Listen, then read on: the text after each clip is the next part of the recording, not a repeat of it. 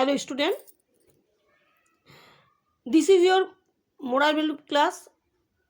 Today we will discuss remaining parts of chapter 2. Just as the last bit of land appeared disappeared from view, God sent a terrible storm. जब जमीन के आखिरी हिस्सा दृश्य से गायब हो गया, भगवान ने एक भयानक तूफान भेजा. Sometimes God has to send storms of one kind or another to bring us back to Him. But no matter how terrible the trouble, God's power is always greater. God is always with us, sometimes in amazing ways. भगवान ने एक भयानक तूफान भेजा.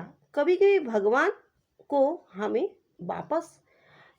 हमें वापस लाने के लिए एक या दूसरे प्रकार के तूफानों का भेजना पड़ता है. लेकिन मुसीबत कितना भी भयानक क्यों ना हो, भगवान की शक्ति हमेशा अधिक होती है.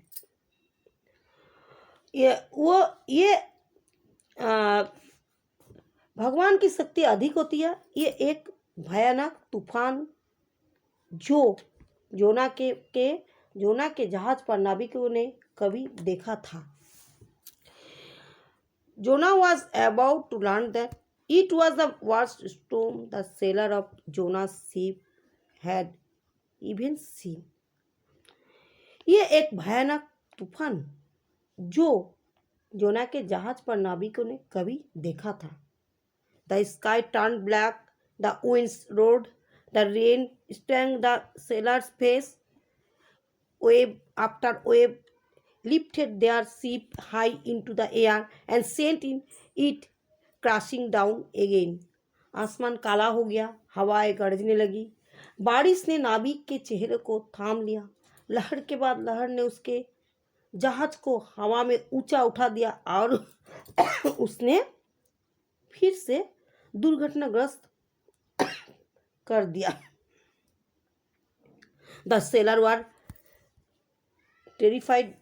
They were sure their ship would break into two pieces, and so they started grabbing all the stuff they did not need and throwing it over the side to keep the ship from sinking. Seller घबरा गए. उन्हें यकीन था कि उनका जहाज दो टुकड़े में बढ़ जाएगा. इसीलिए उन्होंने ज़रूरत के सभी सामानों को हथियाना शुरू कर दिया और जहाज को डूबने से बचाने के लिए इसे फेंक दिया. Meanwhile, the one thing they really needed to throw over the side was asleep below the deck. It was Jonah. The captain crawled down under the deck and shouted at Jonah, "Wake up, man! We are all going to drown. Pray to your God to save us." इसी बीच एक चीज जो